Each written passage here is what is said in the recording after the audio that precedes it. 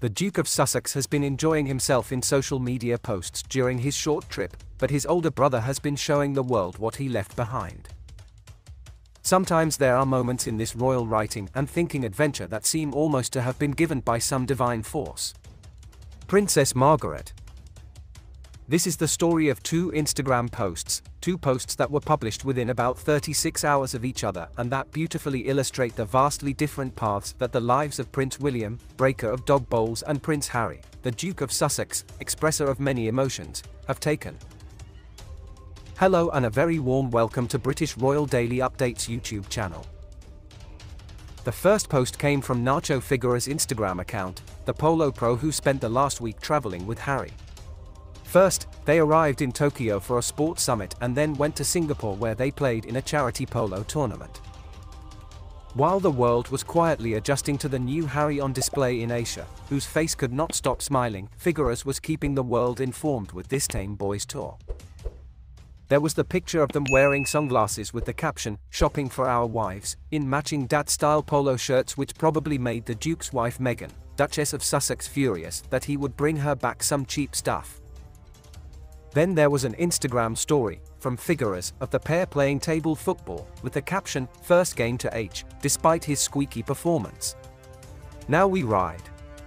As if they were going to a battlefield and not just to amuse rich Singaporeans drinking cocktails. All boring, lame stuff. If only 9,500 kilometers away the Kensington Palace social media team had not been working hard, managing to outdo Harry's mini-tour. On Friday, Buckingham Palace announced the redistribution of 21 military appointments, many that had been previously held by Her late Majesty, with the honorary roles being handed out like candy to the remaining small group of working HRHs. William and Kate acquired 6 new roles among them, something that their team then promoted on social media by releasing a video that resembled a teaser for Top Gun 3. There was the pulsing bass, the seductive, prolonged shots of helicopter blades, the collage of images of a diverse group of British service personnel protecting the homeland. It might have seemed more like a piece of propaganda put out by the military-industrial complex or someone who sells toilet seats to the Pentagon, but wow, it's an effective way to market themselves. Don't take my word for it, it got more than 2.4 million views over the weekend. We can only guess that the ancient Greek god Momus, god of irony among other things, has been busy here. The difference between these two social media posts could not be more tragically striking. In one we have a man who gave up his official status and cashed in the significance of his former working royal life to occasionally share a ride with Ellen, I assume, and the other who is becoming more and more like a Sun King in the making.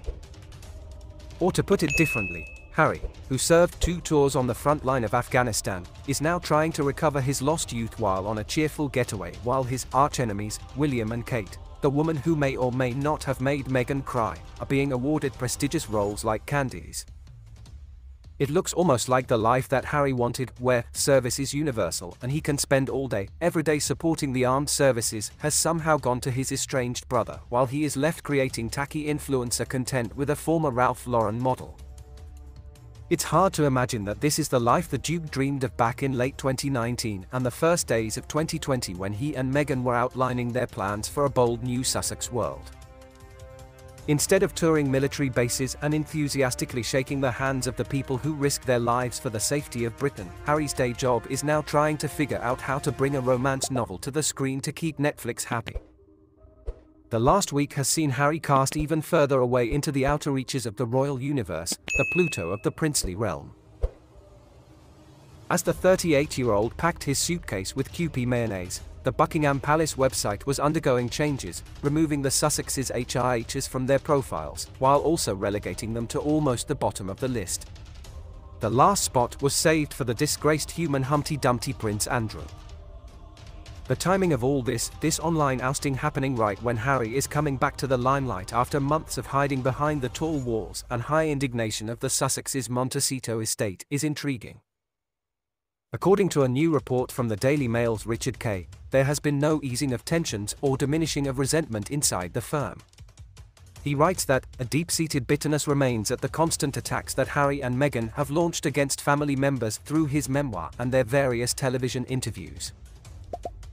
Meanwhile, next month we'll see Harry, this time with his fashionable darling Duchess by his side, head over to Dusseldorf for the next Invictus Games. The timing means that the Sussexes will be in Europe only days after the first anniversary of his late grandmother, Elizabeth II's death. Could this be a chance for a bit of a reconciliation gesture? Some sort of sensible decision made to invite the Sussexes to Balmoral to do some emotional healing? Absolutely not, according to reports which suggest that King Charles is still not very keen on getting that dusty olive branch of his out of the closet. Here comes a bit more of Momus work. Because while Harry and Meghan are being ignored by Team Windsor and are in Germany, William and Kate will have just enjoyed seeing their star rise even higher. According to the Mirror, the Waleses are set to lead the tributes to Her late Majesty and will deliver a public message honouring the life and legacy of the monarch. Charles will reportedly spend the day privately at Balmoral, the same way that his mother faithfully marked the passing of her father George VI annually at Sandringham, where he died in 1952.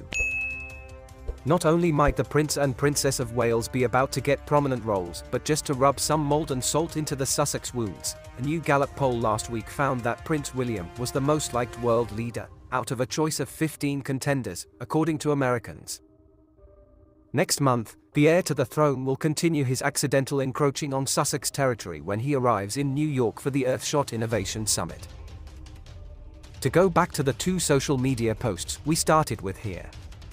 Really, the story they tell us is like some sort of Alice in Wonderland scenario. While Harry has reduced his place in the world and turned himself into a much smaller figure, William grows and grows in responsibility and palace shine.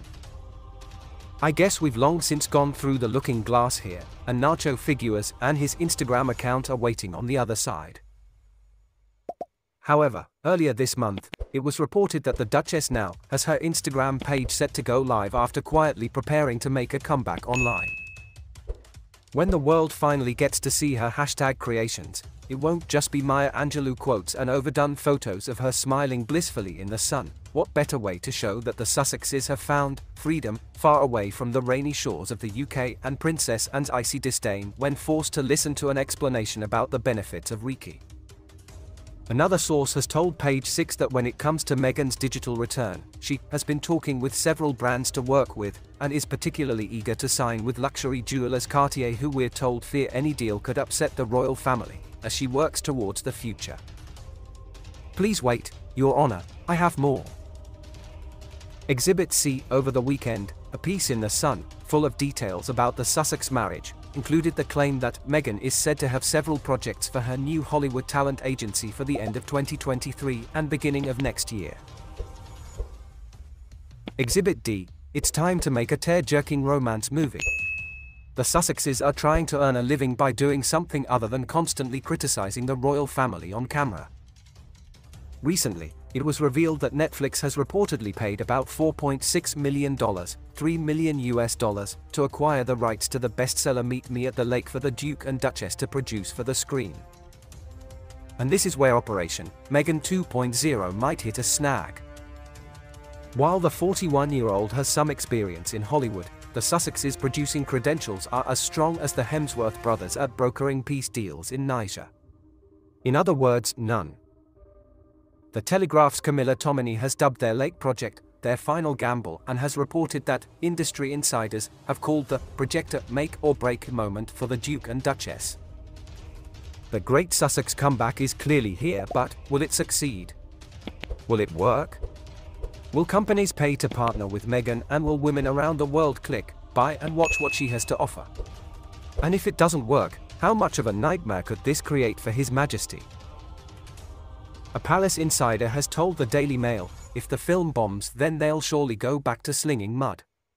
Everyone's worried about the possibility of Meghan writing her memoir and naming the royal racist. This brings us to the real point of the matter. Because the best scenario here for Charles, with Meghan's rumored Insta return, the big projects being cooked up by her agents and Lake, is that they are a diversion for the palace. That they take up airtime and media attention, as we the media eagerly write about Meghan's line of signature aromatherapy products. But the worst scenario?